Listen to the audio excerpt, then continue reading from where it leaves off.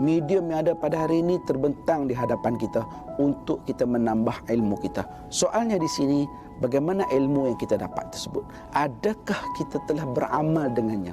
Assalamualaikum warahmatullahi wabarakatuh.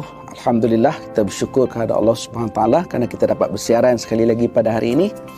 Tajuk yang diberikan kepada saya, ikat ilmu dengan amal. Semua orang menuntut ilmu. Ramai orang menuntut ilmu dan semua orang memahami bahawa orang yang menuntut ilmu, Allah Subhanahu Wa Taala akan mengangkat darjatnya. Dan malahan ramai juga sahabat-sahabat kita yang pulun berusaha untuk menambah ilmunya, membaca, ada yang sambung belajar daripada diploma, buat degree, buat master sampai ke PhD. Maka bersungguh-sungguh setiap malam pergi ke masjid dengan surau, belajar lagi, ikuti kuliah dan sebagainya, buka dalam YouTube lagi dan sebagainya. Banyak sekali medium pada hari ini, tuan-tuan dan puan-puan, untuk membolehkan kita menambah ilmu kita. Tidak ada alasan lagi. Medium yang ada pada hari ini terbentang di hadapan kita untuk kita menambah ilmu kita. Soalnya di sini, bagaimana ilmu yang kita dapat tersebut? Adakah kita telah beramal dengannya? Justru itu pada hari ini kita nak bercakap bahawa kita nak menegaskan di sini bahawa perlu kita ikatkan ilmu yang kita ada itu dengan beramal. Ada satu peribahasa Arab yang saya boleh sebut di sini. Apa kata peribahasa tersebut? Al-ilmu bila amalin kasyajaru bila thamarin.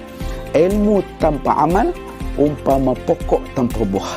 Pokok kalau tak ada buah, nama pokok buah tapi tak ada buah, bayangkan.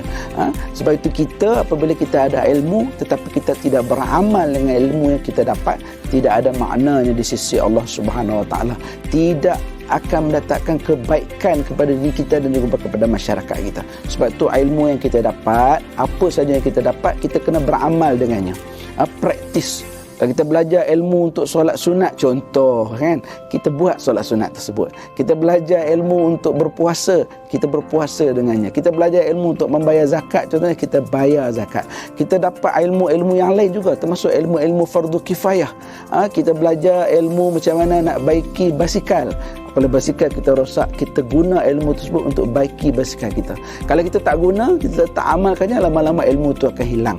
Itu satu yang sangat rugi. Kita susah payah menuntut ilmu, mencari ilmu fardu ain, ilmu fardu kifayah, tetapi kita tidak beramal dengannya, maka sesuatu sangat rugi. Beramal di sini sama ada kita melaksanakannya atas diri kita sendiri ataupun kita tunjuk kepada orang lain.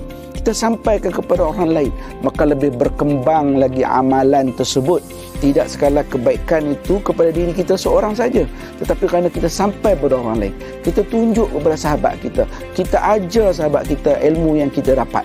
Kan, contoh kita pandai mengira bagaimana untuk claim dari jabatan kita, contoh kita nak buat tuntutan bulanan, kita pandai mengisi borang, tuntutan kita bertepatan dengan peraturan. Sahabat kita dia tak pernah buat tuntutan, contoh kalau dalam pejabat kerajaan lah, maka kita tunjuk pada sahabat kita, dia pun dapat membuat tuntutan dengan baik, menepati peraturan keuangan ditetapkan, maka kebaikan itu berkembang. Begitu juga dalam aspek-aspek yang lain, dalam kehidupan seharian kita dalam masyarakat kita hidup berjiran contohnya, kita hidup bersosial contohnya, kita pandai bersukan contohnya, kita pandai buat apa-apa dalam konteks hidup bersosial, jiran kita, sahabat kita tanya kita tentang sesuatu perkara tersebut, tentang sesuatu kemahiran tersebut, maka kita tidak loket, kita tidak kedekut, kita kata.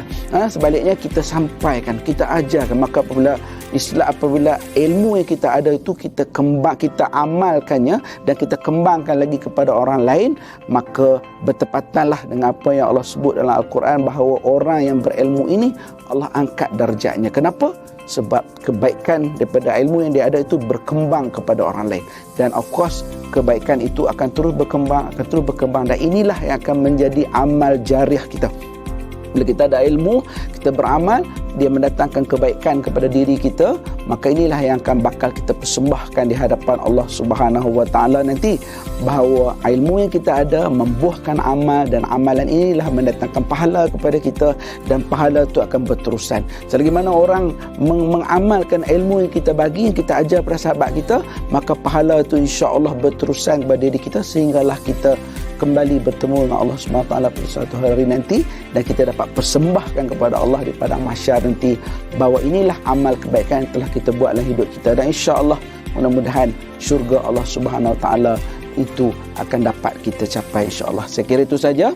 Wabillahi taufiq wa hidayah. Wassalamualaikum warahmatullahi wabarakatuh.